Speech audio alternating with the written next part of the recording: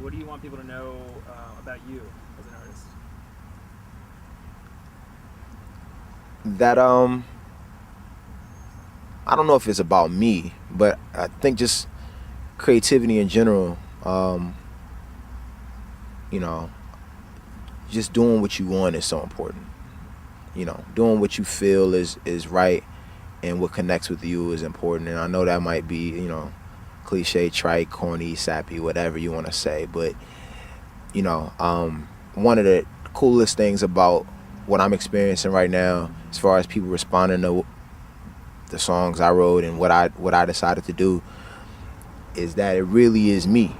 You know, it's so when people say they with it, it's like they with me, and that feels cool.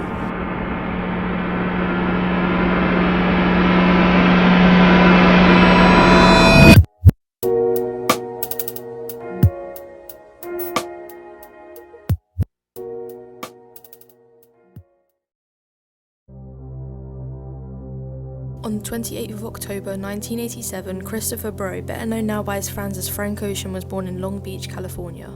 Frank spent most of his early years living in Long Beach with his mother Katonya and his father Calvin, until one day when Frank was 6 years old, his father decided to leave without any explanation. After this, Frank's mother made the decision to move her and Frank from California to New Orleans, Louisiana, to live with Frank's grandfather Lionel, who practically became a father figure for Frank.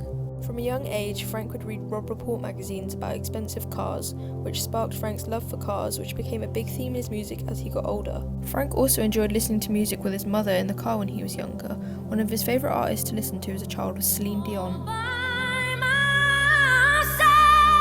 After Frank graduated high school, he enrolled at the University of New Orleans to study English in 2005, but struggled to stay engaged as he cared more about making music. In August 2005, Hurricane Katrina hit New Orleans, killing 1,400 people and costing $125 billion in damage. This is what motivated Frank to move to Los Angeles to pursue his career in music, even though he only had $1,000 to his name. Unfortunately, $1,000 didn't last long, and Frank ended up running out of money before he even completed his first album. Frank worked at Subway, Fatburger, FedEx, AT&T, and Allstate, living paycheck to paycheck. That was until Frank met Tricky Stewart, an American record producer who has previously worked with artists such as Rihanna and Beyonce. Tricky noticed Frank's potential and helped him get signed to Def Jam Records as a solo artist in 2009, 4 years after Frank had moved to Los Angeles. This also gave Frank the opportunity to write songs for big names such as Justin Bieber and John Legend. Unfortunately, Def Jam was no help to Frank and weren't able to support his needs to become a successful artist, although around this time period Frank met an upcoming artist best known as Tyler the Creator, who invited Frank to join his music collective Odd Future. Give me a Persian rug where the center looks like Gallagher. Odd Future Wolfgang Kill Them All, better known as Odd Future, is a music collective group formed in Los Angeles, California in 2007. From 2008 to 2012, Odd Future released multiple mixtapes, some of which Frank featured on. Odd Future helped Frank produce his first ever album called Nostalgia Ultra. What can we expect next from Frank Ocean? I don't know. You kind of just gotta wait and see. You're already 9 or 10 pieces into another project. That's what I read. I think. Yeah, that's coming along good. That's coming along really good. But there might be some new shit coming out before then. Nostalgia Ultra got a lot of attention from big artists like Jay-Z and Kanye West, who invited Frank to feature on 2 of their songs on their album Watch the Throne. After this, Frank's career skyrocketed, and even big artists such as Beyonce were inspired by Frank's music.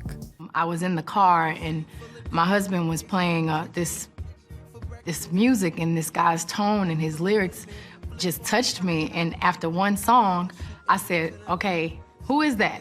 Because I want them on a flight tonight. And he told me it was Frank Ocean. And I immediately reached out, and he came in the next day and we did like 5 or 6 songs. And he is just so humble, such a nice person, really, really talented, very fast. He just has so many ideas, and it's great because he's an artist, and I can't wait for everyone to hear him. After all the success of Nostalgia Ultra, Frank also did his first ever professional interview with the BBC. On this record, this latest body of work I've been doing, I think it succinctly defines me as an artist for, you know, where I am right now, you know. And that was the aim, just to make something that just represents where you are at that time, you know, in that space and time, and it does that. After the success of Frank's first album, Frank told Def Jam that in order for him to create another album, he wanted $1 million and freedom with it, which Def Jam gave him. Frank wrote all the songs for his next album in 3 weeks and worked on it for 9 months before releasing his first ever studio album, Channel Orange, on July 10, 2012 at the age of 24. Channel Orange quickly gained a lot of attention and was named the best album of 2012 by multiple publications, and even earned Frank multiple nominations for Grammys and even won him one. Frank Ocean! So I hear it's a bit more, the way you disarm an audience is by imagining them naked, but I don't want to do that. The main themes in Channel Orange are power, love, money, freedom, and honesty. Honesty is an important element of the album, as weeks before the release of Channel Orange, Frank posted a letter to all his fans on Tumblr revealing that he was a part of the LGBTQ community. The letter also features in all the official Channel Orange CDs. This is also what helped Frank become the cultural icon that he is today. After the release of Channel Orange, Frank essentially disappeared for 4 years. He moved to London and stayed in multiple hotels before buying his own apartment there. In this time, Frank replaced his management, lawyer and publicist and began his journey of trying to free himself from his toxic contract with Def Jam. Frank managed to buy himself out of his contract, although Def Jam took ownership of Frank's visual album, Endless, which is now only available on Apple Music.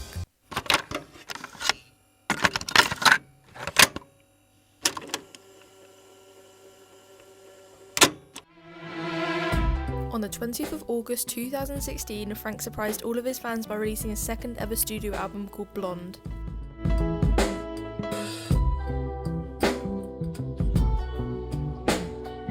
Blonde focused mainly on Frank's childhood, family life, relationships and upbringing, and was considered by many as the best album of 2016. Although Frank refused to submit Blonde at the Grammys, as quote he said, "The Grammys aren't representing very well for people who came from where I came from." In Frank's first interview since the release of Blonde, he explained how he felt the awarding system, nomination system and screening system at the Grammys was very outdated, which is what led him to his final decision to not submit Blonde for consideration.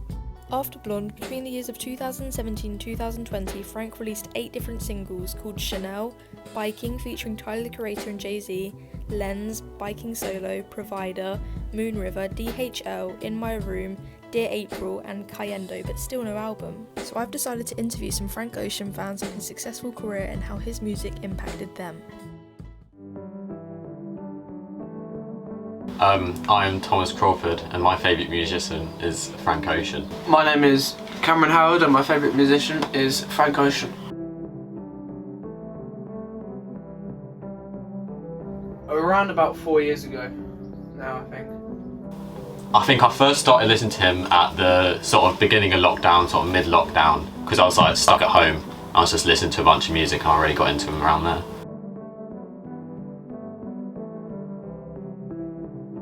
I found out about Frank from Tyler the Creator's album Flower Boy, because he does quite a few features in that and I quite like his voice. My friend Cameron actually told me about Frank Ocean because he said he was quite like MF Doom and I quite liked MF Doom, so I started listening to Frank Ocean's music.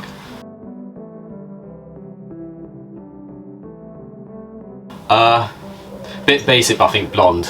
That's like a no skip album in my opinion. I would say Channel Orange, I think. It just all kind of flows together and everything.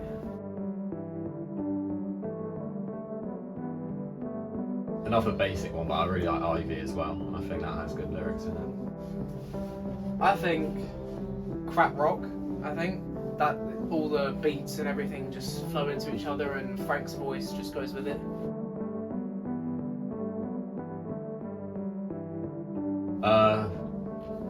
Not many people know about this, but probably there's one with Beyonce in Pink and White. Really like that one. I think 911 in Flower Boy, Tyler's album. That's really quite a good collaboration.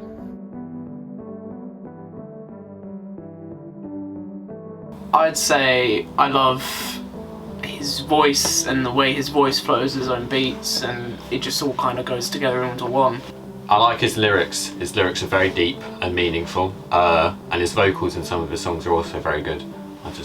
But mainly his lyrics. I like his lyrics. Yeah.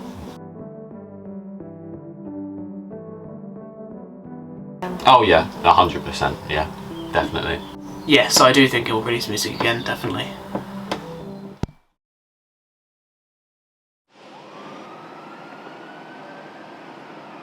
A statement accident over the weekend.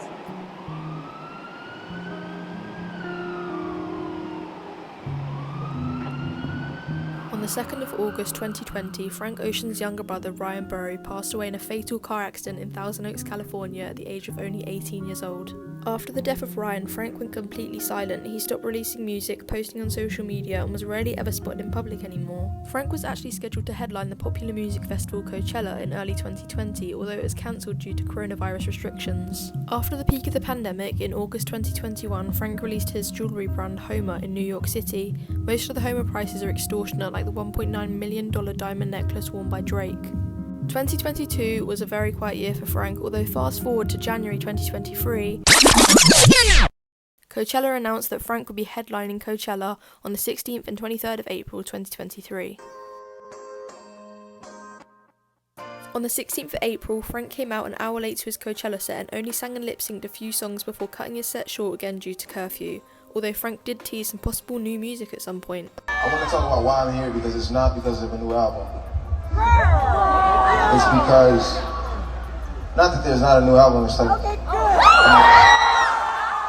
Frank's Coachella set caused a lot of backlash towards him on social media from his fans, Coachella ticket holders and the general public. This resulted in Frank cancelling his Coachella set on the 23rd of April last minute, where the band Blink-182 took his spot. After all of the backlash that Frank experienced, many doubt that Frank will return back to the public eye for a while. As of today, Frank Ocean still has millions of fans all around the world listening to his music and supporting him as a person. It's easy to say that Frank has had one of the most successful music careers in history, especially considering that he only has 2 studio albums and built his whole career himself from that $1,000 he had in his pocket when he moved back to Los Angeles in 2005.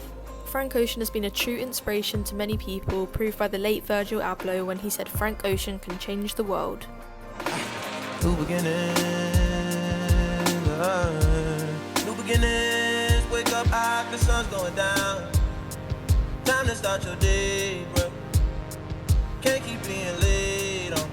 Oh, you need the money if you gon' survive. Every night, shit, every day, shit. Dropping baby off at home before my night, shit. You know I can't hear none of that, spend the night, shit. Kumbaya.